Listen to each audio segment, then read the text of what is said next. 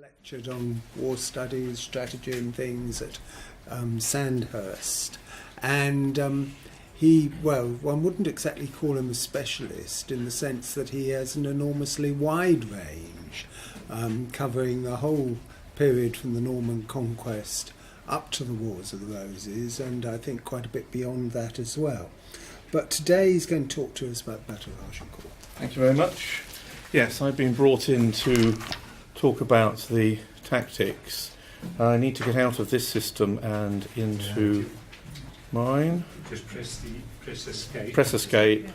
Yeah, okay, and I just need to find my PowerPoint. And then That's the one at the top there. This one? Yeah, thank you very much. Great, thank you very much. Yeah, I mean, I didn't approach Agincourt. Agincourt approached me when David Chandler asked me to contribute to a series in the Osprey series on campaigns in the mid to late 1980s, because I previously worked on much earlier periods, and so I was asked to produce this, and it has to be produced to a format as well, which means you have to have things called orbats, or order of battle, which suits well for the 19th century, but less well for the 15th century, although a great deal of work, of course, has been done over the last 20 years or so. I mean, this was written in 89 and published in 91, so it's actually work that was done a very long time ago, when really useful volumes, such as Professor Anne Curry's collection of translated material, which was published in my series in Boydell, did not exist, and a lot of the work that has been done by herself and by her PhD students did not exist. So I was dealing with much more limited resources. And of course, I was asked to produce a military history. Now, I am a military historian, and I'm not ashamed of being a military historian, although in the wider academic world of university, it does seem to leave a particularly nasty taste in the mouth of some. But I know that I'm amongst friends here. So I was asked to write about a battle. But I've always stressed, and in the work that Nick Hooper and I did in our Atlas of Warfare, which was mentioned earlier, I've always stressed that battle is not the only thing about warfare. There's a great deal of other things, and I've heard several papers since I've been here which make this perfectly clear. And in an article that I wrote, was also published by Anne Curry and Mike Hughes in Arms, Armies and Fortifications in the 100 Years' War in 1994, in which I talk about the development of battle tactics. I also explain that tactics are not the only thing. And of course there is this issue about medieval warfare lacking battles. One of the reasons why people get so upset about this or interested in it is a man called Clausewitz. And Clausewitz, who's writing as a romantic German in the early 19th century, has influenced military understanding and military history in many ways, to the good, to help people to understand the nature of war, but also with his focus on the need for decisive victory and so on, has actually distorted the reality of warfare throughout time, which is mostly about an aggregation of low-level violence, such as we see in the modern world, such as we saw in the 19th century, apart from the great campaigns, and such as you see specifically in the medieval period, where central authority is relatively weak. I mean, the majority of warfare is low-level, and often, as I was saying over coffee, is that it allows you to fight your neighbour, which you were going to do anyway, but with the crown's money. So I'm going to start also by just mentioning the campaign. Now, of course, one of the things about maps, and there was a map earlier which was shown, which was borrowed from my book without permission, which I think there is a word for that. And you'll notice that this bears a striking resemblance to the Roskilde and Tanner map that was, but that's because that's the map and that's the map you use, and I don't disagree with it. But I think the crucial thing that I would say about the campaign, two crucial points, because I don't want to go on about it too much, is that what the French do when confronted with the siege of, and when I say the French, of course, it's a civil war. Royal government is weak. It's really difficult to organise things. It's difficult to get people to turn up and do the job of fighting to defend their territory. All these kinds of things. It is not a monolithic England against France. There's an expeditionary force, which by its very nature is usually smaller, faster, more efficient, better prepared, etc., than the defensive forces should they be mustered. What they do is they observe the what's happening at Harfleur. They have two observation corps, one at Caudebec, one at Honfleur. They do not get engaged, they do not get involved, as we've just heard. Now, and it might seem perhaps to a modern strategist that the thing to do was to go and catch the English in their defence lines. The reasons for this are not entirely clear. It would have been possible to raise forces a little more quickly, perhaps, but maybe not. Maybe the disorganisation of the royal government is such that you can't do it. But also, one of the things that wasn't mentioned, although it's important, was the extreme devastation caused to the English forces at Harfleur as a result of disease. And sometimes it's a good idea just to sit it out and just wait for the enemy in the siege lines to fall apart with all of what used to be known as the diseases of the camp. And we know that there was a lot of disease in the English army, waterborne diseases, dysentery and so on, and large numbers of people have to be sent home. Others are presumably incapacitated.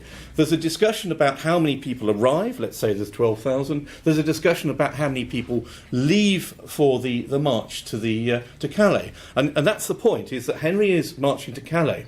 He takes with him 8 days' supplies, says the source, Gestra Enrique Quinti, but of course 8 days in medieval terms means a week, because you count Sunday twice. So they're not saying he took with him exactly 8 days. He took about a week's supplies. As if you see, it takes him about 4 days to get to the Somme, and another 3 days will get him to Calais quite easily, because what he's doing, he's conducting a chevauchée, but he's not conducting the chevauchée in old conventional terms of the earlier period with destruction. He's moving relatively quickly. He's not needing to plunder. And anyway, remember, it's the end of October, which after the changes to the calendar actually means it's early November. What's he going to eat? There isn't anything to eat. I wonder about fodder as well. And in fact, I was musing at some point prior to giving this lecture that the reason why the English movement rates are relatively slow, 17 miles, 17 kilometres a day, is in actual fact he hasn't taken as many horses as he normally would. He's actually got a lot of people on foot. And those are foot marching rates. So his archers, perhaps, although we know archers were mounted, are probably walking. And they're actually much easier, because every time you put an archer on a horse, he's then got to go out and find fodder, as Jan was explaining, and that leads to more dispersal. Anyway, that's just a little aside. But he's not able to do what Edward III did in 1346, which is to cross at Blanche-Tac, White Spot Ford. You can no longer see that because it's been canalised. But in the medieval period, it would have been possible to arrive at the estuary of the Somme, and the reason you knew you could get across is you could see a white cliff on the other side. In the 17th century, this was turned into a military road, and sort of hardcore was put down, hard ground was put down in order to help Louis XIV's troops move across there. Because if you look at it, you have to cross a lot of rivers. And when you see lines on a map, it doesn't really mean very much, but the reality of actually getting across a pre-modern, pre-canalised, no-bridge river is actually very difficult. So Henry finds himself forced, because this ford is staked, because these bridges are defended, and he's got no siege equipment with him because he's marching quickly. He's making a political statement, which is Jan's point. He's forced up the river, and once he gets to here, his supplies have run out, if he has got a week's supplies, and it's not a time of year when you can get more supplies. So he actually is in, as we would say in this country, a veritable pickle, because he cannot get across the river, and whether the French choose to fight him or not is another matter. It's difficult to be entirely sure what the French are doing, but the argument is that the advance guard crosses at Abbeville several days before Henry gets there, marches along the north side of the Somme, while the main body which, according to a contemporary source, was 14,000 bassinets, which is 14,000 knights, which of course is an improbable number according to modern assessments, including Anne Curry, would be perhaps a couple of thousand, maybe a few more, rising to some 6,000. The main body crosses here, and that's able to cross before the English arrive here. The interesting thing from my point of view, and if you still go to the little bridge at Voyenne, I went there in 1989, and there was an old peasant was tending his vegetables. And I said, I'm looking for the place where Henry V crossed. Have you any idea? He said, well, we think it was there. It was where the Boche crossed in 1914. 1914. So it's probably there. And if you look, it's where the bridge is, because that's where the ford was, and that's where the ground. You could actually see the dimpling in the water. It was shallow. You could see where there had been a much wider area of marsh and so on, because in actual fact, the English get across using causeways, which they have to repair. So anyway, so when he gets across, and I think Jan was very interesting when he said that there was going to be, there was only then would the French be interested in challenging battle, but also they want Henry's army to be worn down by the weather. The weather's appalling, the lack of food, disease, which may or may not have existed, but I think it's likely it did. The story is they're living off berries and foul water. That's guaranteed to give you trouble. So they cross. Another point I was musing about, which before this lecture, as opposed to having thought about it earlier, is we know that just before they cross, Henry orders the archers to cut these stakes, which are the height of a man and the thickness of his arm.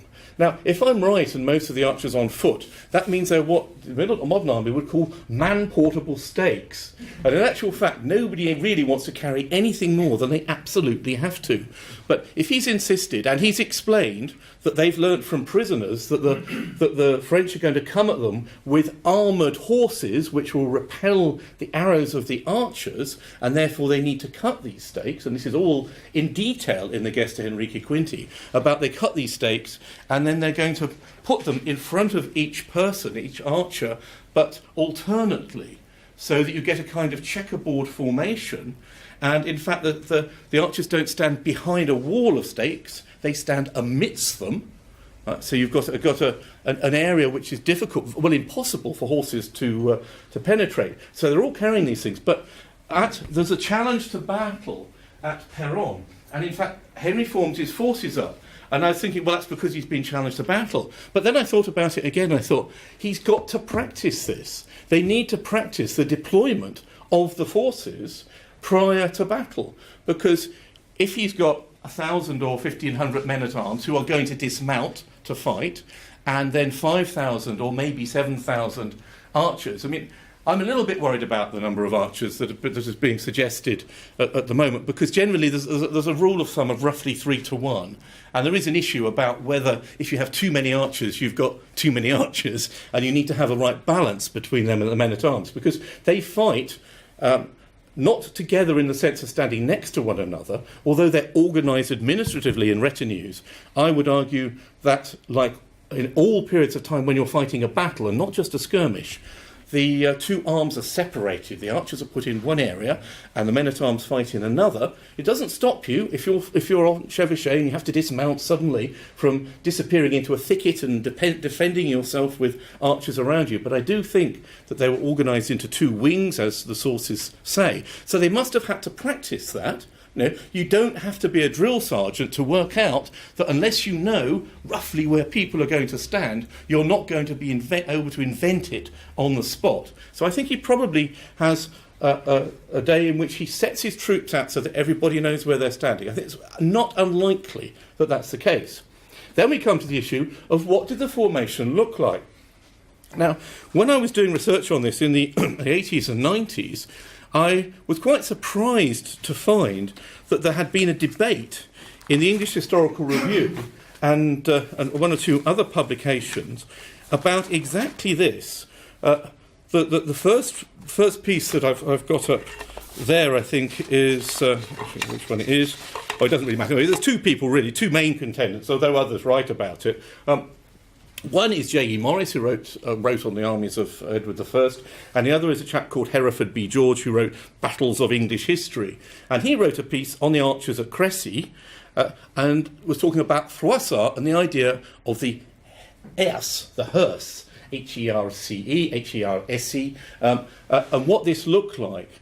And the issue is that, what does it look like? If you look over here, these are my notes that I took when I was working on it in 1980s. You see, does it look like a candelabra?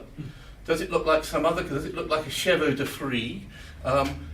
Is it like a harrow, which is one of the words that is meant? But what I suggested, and indeed other people have suggested it before me, I didn't come up with it entirely on my own, is that a harrow, which is used for work going over the ground after ploughing and sowing to smooth out the field, if you like, make sure the seeds that are in the ground, often is constructed so that the downward poking spikes are alternate. So they don't just follow one another, but they're alternate, just like the formation that I described with the stakes. And so there was a lot on this, and you will see that there were attempts to reconstruct the formation where the white blob is the men at arms, and then you have the archers in between. And the suggestion is that is a spiky formation, because Hearst relates to hérisson and other words of ericaceous, anything which is spiky, hedgehoggy, right? So what did this look like? And the way that a 19th century person saw it is like you look down from above, because they did maps, they did cartography. I'm not sure that in the 15th century people viewed the world in that way. Anyway, and they came up with lots of ideas of the archers standing on the flanks of a battle, a division of men-at-arms, and then they projected forward, which is perfectly sensible. We know that they often did that in battle formation. But where they met, you have a wedge, cuneus, and the word cuneus is quite important because it comes in regularly. It just reminds me, I did actually have a handout, but never mind, we can do without that. It's not necessary. I asked for a handout and then I forgot to pick it up. But so this is a little wedge. There is a problem with this in that I can't think of any previous occasion in which missile men who are lightly armed are put in the middle of the heavy division of a battle. The centre of a battle of a military organisation is heavily armed men. If you put lightly armed missile men in the middle of it, I came to the presentation yesterday, which was about the knights and how they were armed and so on, and just how tough they are. Archers are not heavily armed. They might wear a jack, which is sort of a padded outfit. But in actual fact, an archer needs mobility. They need to be able to move. The more armour you put on an archer, the less effective that archer is going to be. And what's more, late medieval manuscripts don't help by depicting archers in what is effectively knight's armour. You don't actually really need to protect knees and elbows and shins, because you're not actually there to fight. You're not actually there to fight hand to hand. And the one that I outlined here is about how people moved. If you are fighting in the 15th century, you're not fighting in very close order. We're used, I think, to thinking about people in units being in close order, but that is a product of the development of musketry in the 17th and 18th century. So if you're fortunate enough, as I have been, to see the passing parade at Sandhurst for about 1,000 times, you will see people marching along very closely, shoulder to shoulder, like that, because they were designed to shoot their muskets with an 18-inch gap here. If you are a knight and a proper warrior, trained almost like a samurai, and I think it's worthwhile just reminding people that you learn from the age of 7, you're trained, you can jump on and off your horse with your armour. You actually need quite a lot of space. I'd have said you need at least a couple of metres. You're not close together. And the archers themselves also need space for shooting the bows. So you're looking at formations that are much looser. And what Morris says about this, he says, the archers are not to be regarded as animated dummies. Animated dummies. I don't suppose you can see that at the back, but that's why I've quoted it. That if you are an archer, you are more akin to a light infantryman of the 19th century. And indeed, some historians have regarded them more like tirailleurs, skirmishers, than line of battle troops. And they're not wrong.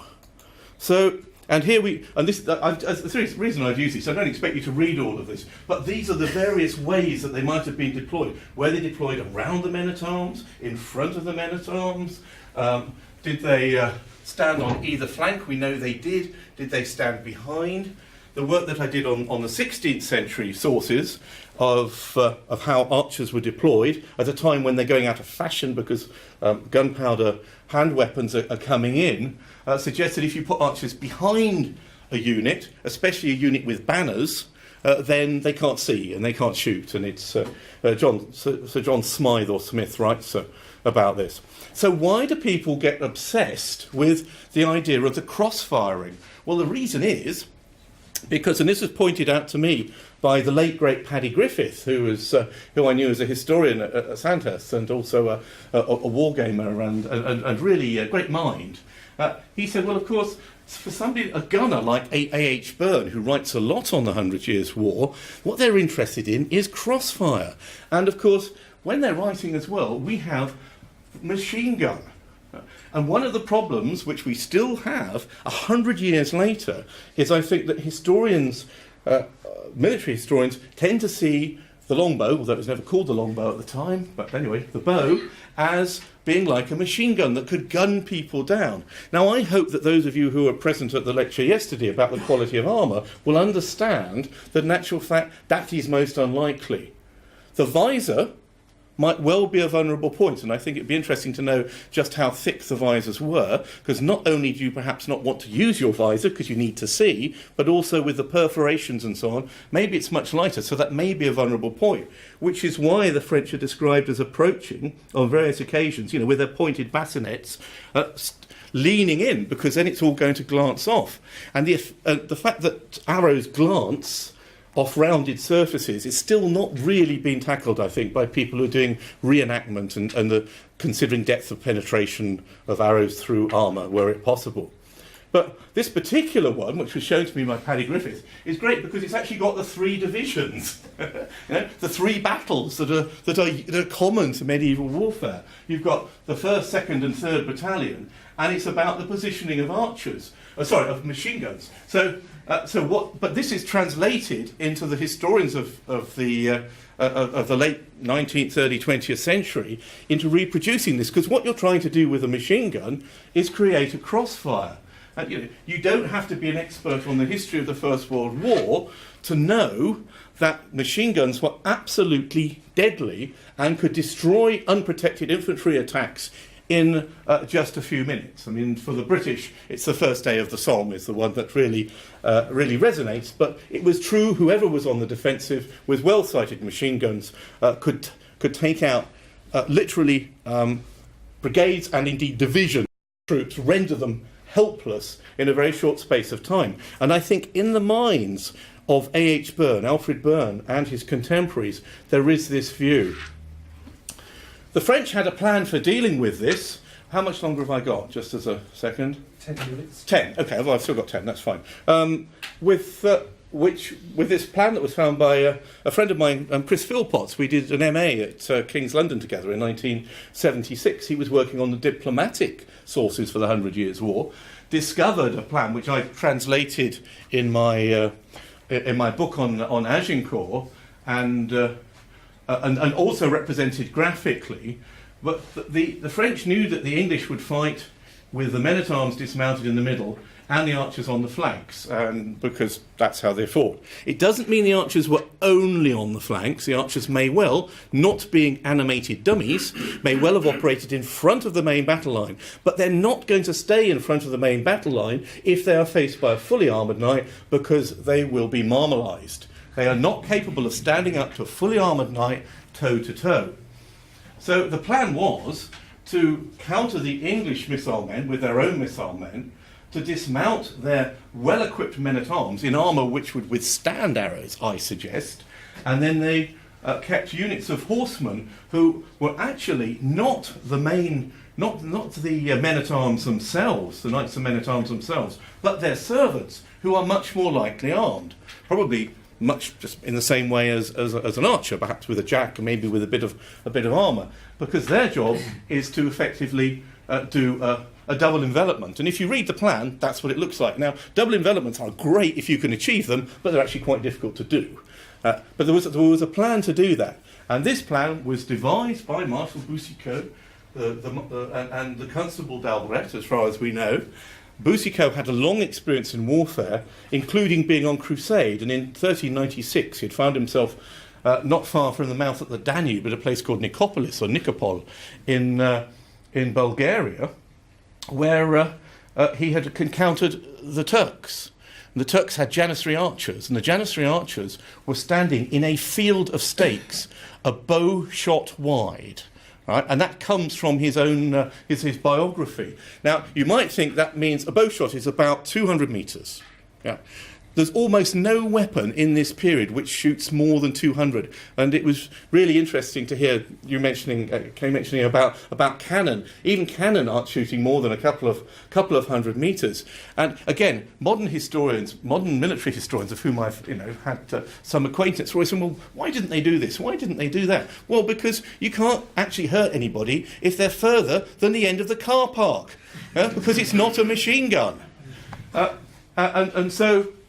Anyway, so we need to consider just how close you have to get in order to have an effect, and that effect may not necessarily be as effective as you want it to be. I mean, this is my reconstruction of the battlefield, assuming this is the battlefield. I mean, it's been suggested to me that when the author of the Deeds of Henry V says there was a valley between the two, and this isn't a valley, that it can't have been fought there, and it might have been fought here. But anyway, I don't think we should go there. As far as I know, it was fought between the villages of Agincourt and Tramcourt. Why was the battle fought? I think the French were waiting until the English were ground down enough. They could have made a decision not to fight a battle. They probably, it's actually a study of non-battles in the medieval period is really important. Moments when there could have been a conflict and there wasn't, for the very reasons that Jan was describing. I mean, I don't disagree with that at all. But by the time they get to within a couple of days' march of Calais, the French command, such as it is, because it's disrupted, the people who actually know what they're doing, that's the marshal and the constable, are overridden by the nobles, by the princes of the blood, and they think they're going to capture Henry. How large were the forces? All the sources say that the French had many more people. It may be, of course, they're wrong. In actual fact, the French were outnumbered by the English, and I've suggested in the piece that I've written for Anne Curry and Michael Mercer's catalogue for the exhibition on Agincourt, that when the English crossed the path of the French, and the author of the Deeds of Henry V said, there was a huge army had passed this way. There may have been a lot of horses. The thing is that I don't think anybody in the modern world can really grasp just how many horses there were in the pre-modern world. And I've thought about this a lot, and I've never been in a society where quadrupeds are still in wide use. Because if you are having sort of men-at-arms, they've probably got at least 3 horses. So if you've got 6,000 men-at-arms, that's 20,000 horses. Now, if you say that quickly, it doesn't seem like much. But if you start to think about how you actually manage that number of animals, you're looking at a place probably somewhere at least the size of this campus, and that's probably not big enough to actually find horse lines for all these people. So that's one reason, of course, why medieval armies are dispersed. It's not just that they need to forage, but where do you put all this horse flesh? Which is why I was asking about the Rossau earlier on. Where do you put all this? But this is a dismounted battle. It's largely dismounted. The French, when they attempt their cavalry attacks, find that people have not turned up. I mean, never let it be said that the French don't turn up, but on this occasion, they did not turn up, and it's very clear from the French side that those people who were supposed to be 800 on one side and so 1,200 on the other, they do not. Why not? Because the command and control is not there.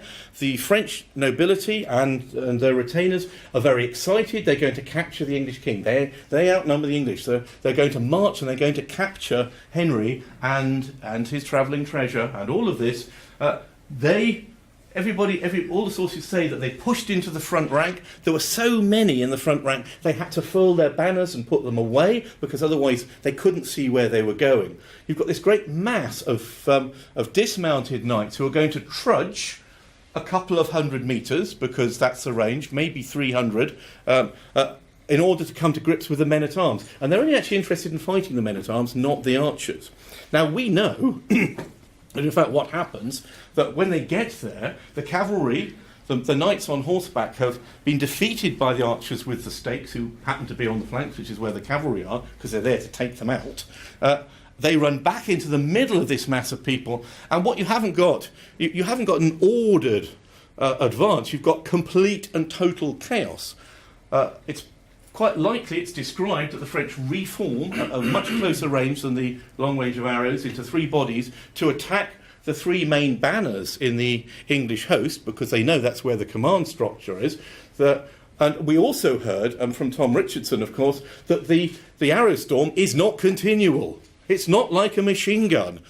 They don't have enough arrows to do that kind of thing. So it might well have been possible as a lull in the battle, but when they do advance, they're so exhausted by the time they get there. They ploughed through the mud. They may well have been wounded, although if not wounded, certainly terrorised by the arrows. But there's a total lack of organisation. So when they arrive, they push the English line back a little, 2 lances' length, it's described. But after that, they're beaten. They're actually beaten in the hand-to-hand combat. And one of the reasons is the confined space that they're in, that they can't necessarily make best use of their numbers. But the other is that the archers, and I suggest this is a desperate measure, this is not something that was planned beforehand, fall on the disorganised French, and gangs of them pull out and attack knights, and that's how they capture them. So the tactics of the day are the usual English system, where you advance to within archery range, you shoot, you attract an attack, and then you know that the attack on foot will be disrupted, and so you can win that way. Henry V was right to pray at least 3 times a day. It's worth also pointing out that he was really fanatical Orthodox Christian and persecutor of proto-Protestant Lollards. He was a man who was convinced that he spoke directly to God and God spoke directly to him, I think. But actually, that kind of OCD makes you really quite a good military commander, because you're going to make sure that everything is done exactly as you like it. So I just leave you with this image of the mounted knight charging at the stakes. We know that on several occasions, if they arrived at the stakes, the knight went over the top, and he was then attacked and killed by the archers behind, because that's the image of Agincourt. But the tactics on the ground were planned by both sides. The English did what they always did. The French had a plan. It didn't work, and the reason it didn't work was partly the narrowness of the ground, the mud, la boue. I think Duby makes a great deal of that kind of thing. I think it was Duby. But this is the Somme mud that we know from the First World War, and the total disorder. I'm not going to deal with the issue of the killing of the prisoners, because I know that is dealt with later. But I hope that's given you some understanding of why we are where we are. Thank you.